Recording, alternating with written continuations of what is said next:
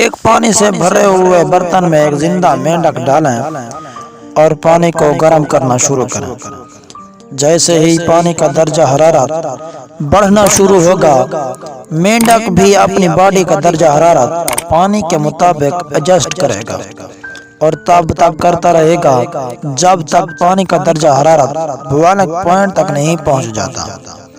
جیسے ہی پانی کا ٹمپریچر بوائلنگ پوائنٹ تک پہنچے گا تو مینڈک اپنی باڈی کا ٹمپریچر پانی کے ٹمپریچر کے مطابق ایڈجسٹ نہیں کر پائے گا اور برتن سے باہر نکلنے کی کوشش کرے گا، لیکن ایسا کر نہیں پائے گا کیونکہ تب تک مینڈک اپنی ساری توانائی خود کو ماحول کے مطابق ڈھالنے میں صرف کر چکا ہوگا۔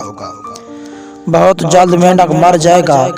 یہاں ایک سوال جنم لیتا ہے، وہ کون سی چیز ہے جس نے مینڈک کو مارا؟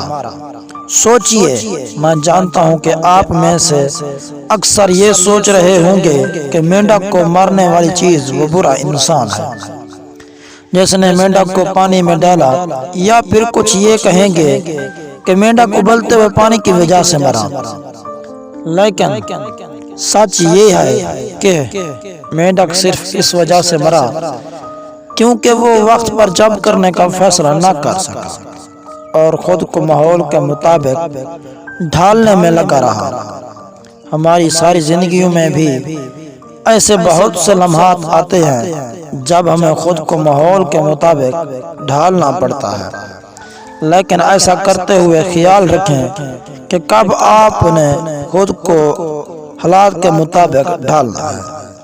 اگر ہم دوسروں کو اپنی زندگیوں کے ساتھ جسمانی، جذباتی، مالی، روحانی اور دماغی طور پر کھیلنے کا موقع دیں، اس لیے ہر دفعہ کنویں کا مینڈک بننے سے پرہیز کریں اور ٹھیک وقت کے مطابق جمپ کرنے کا فیصلہ کریں۔